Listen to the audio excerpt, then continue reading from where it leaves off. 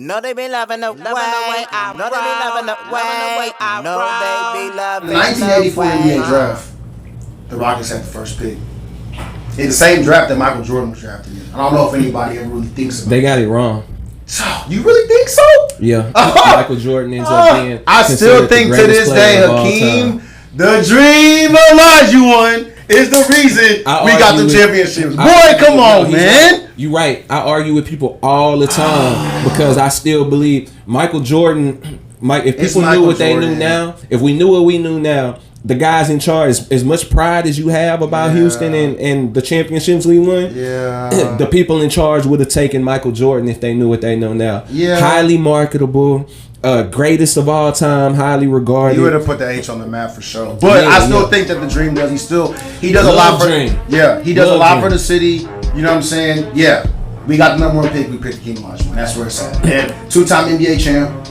12-time NBA All-Star. What else? 6-time first-team All-NBA. What else? 2-time champion rebounds. Where did he go to college? Yeah, he went to one time. Yeah, one time. Yeah, of course. But that's what I'm saying, man. I think that he embodies Houston. So I forgot to do my research on the number 34. We'll talk about it one of these days. But the Houston is built off number 34. Earl Campbell 34. Hakeem the Dream 34. He's the man. He's just the dude. And I still think to this day he is still helping with the organizations. He's out here. I don't know about any community search that I could look up, but he's the man. The idea of what he's been doing post career, because I seen him mentoring players. Yes. I seen him teaching the game to Kobe. So Hakeem Olajuwon. These players are actually seeking him out to become better post players, even to this day. The Dream Shake. It's called the Dream Shake. You know what I'm saying? That's nasty. Yeah. Dog. If we talking about signature moves, of course you got the fadeaway, the Kobe. You got the fadeaway. Well, I think the fadeaway became popular by Michael Jordan. Yeah, I'm not sure that he started it, but that's where that became popular. Then you got the skyhook from the big man himself, Kareem. Okay. The Dream Shake was Hakeem Olajuwon. Hakeem the Dream. Yeah. The Dream Shake consisted of Hakeem Olajuwon backs you down, back to the basket, and then there's a shimmy. There's a fake left or a fake right that's supposed to get you to jump to one of those sides to prevent him from going there. And then he rolls off you on the opposite end or sometimes the same end, depending on your momentum, and rolls around you and gets an open bucket after your movement. You can tell Şengün's working it's on sick. it. I'm going to put the video in here so people can see what that move looks like. Definitely. Because if you look at Şengün, he does it great. He is really good at it. He was taught. Yeah. But the Dream did the same thing. I forgot who he mentored him. I can't remember the name. I don't want to mess it up, so I ain't going to say it. But he did the same thing. He went in the gym and he trained, bro. He trained tough. He's had great success in real estate here in Houston, with profits exceeding over 100 mil. Opened big man camp in 2006, which is likely what I'm talking about. In 2010, he worked with Dwight Howard, LeBron, flew to Houston to spend some time with him. Nobody probably knew he was even here. Yep. Omer Ashik, Demo, Donatas Matajunas, Stoudemire, Amari, Melo, JaVale, Kenneth Faried. I forgot I have seen him work with Kenneth Faried and Kobe Bryant in 2016. Yeah, why would you not work with the Dream, man? Dream was the obvious number one, bro. Yeah, everyone. Once again, my research. I talk about people. Everyone knows who Hakeem Olajuwon is. The Rockets got that pick wrong. I hate to do this to you, bro. Yeah, that's true, though. It's a household name. Michael Jordan's a household name. I really hate to do this to you, though, because Hakeem Olajuwon is not number one here. There is one person that's number one on this list and belongs number one on. Nobody else belongs number one on this list except for this person. Man, hold on. Let me look at my honorable. If he's on. You got any honorable mentions before? I'm not about to say no more because he's already chopping on the Brian Cushing and all that. Well, okay, Rudy T was in here, Clyde Drexler, Robert Horry. Stop. None of them belong in number one. Not number one, but they're on the honorable mention. The name that I'm about to mention. Please, I'm ready for this. Simone Biles.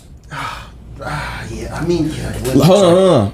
Because you must not know her resume. She's on my honorable mention. Simone Biles was right on top of the is not an honorable mention. Simone Biles is the greatest Olympian of all time at her young age. Okay. The greatest. Okay. All time great. Okay. Simone Biles, let me tell you about Simone Biles.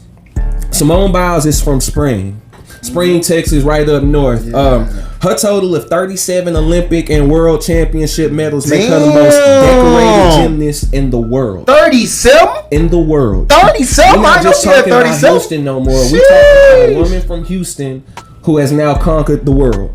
Broke the all-time record for most world championship medals in gymnastics. Holds the record for world all-around titles. So, at 16, became the first African American to win the world all-around title. You said 37, right? 37. I had to look up. Michael Phelps only got 28. Y'all love that boy. Just one. First American to win a world medal in every event. First American to do so.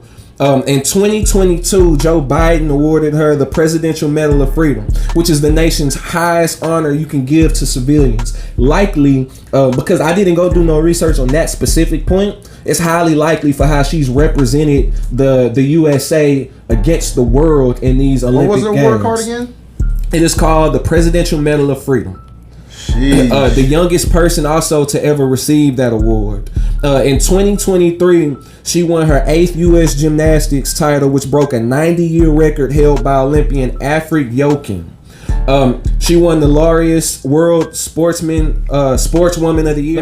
Let me tell you about it. She survived homelessness. Damn. She was in foster care, adopted out of foster care by her grandfather Ron Biles when he found out that she was in foster care. Helped combat the stigma against ADHD when she disclosed her disorder after being accused of using PEDs by the Russians. The Russians accused her of doping. That's why she was so great. Hey, bro, she was ripped up though. Like, I don't know what she was. She took ADHD medication. No, I know that. I'm just saying, haters gonna hate. Yeah. she looks like that because of her workout routine. Oh, of course. And what it's been like since I get that. No, I'm just saying that she was. There's a reason she won 37 medals. Recused herself from almost all events in 2021, citing mental health issues. I was critical of this because I didn't know who I was talking about.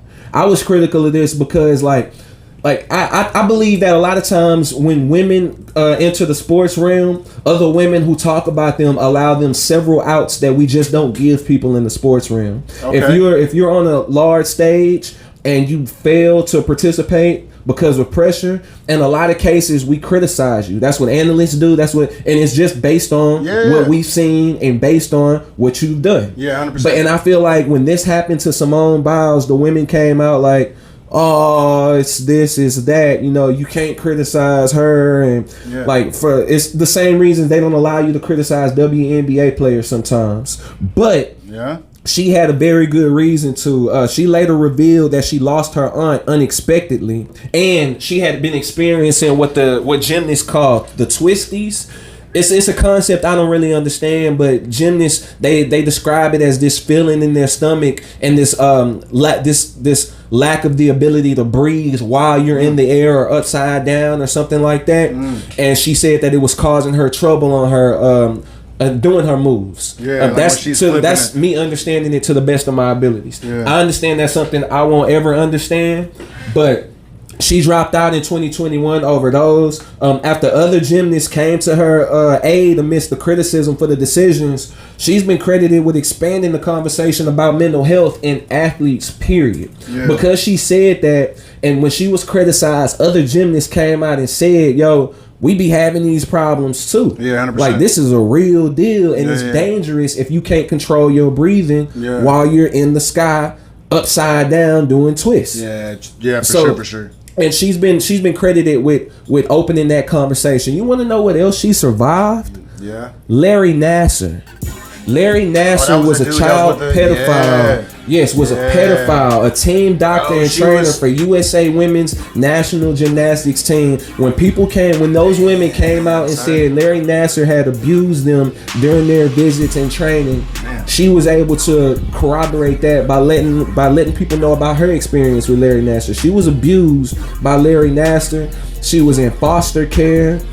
And she's the greatest Olympian of all time. Boy, I wish, man, that sucks, man. That sucks that she had to go through that. She's a survivor. She might be the strongest woman from the H that we know. I'm glad you brought that up because I was really when you said, like I said, You already laughed at all my honorable mentions. Simone Biles happened to be on there, and now she should have been in there. But man, I agree with you. I don't think there was. Over when I looked the at it, King. There's no debate here when we talk about resume coming out of the H. Hakeem don't got 30-some. Not 37. Hakeem is not looked at as the greatest in the sport. It was the guy who was drafted after him. Greatest big man. I mean, sure.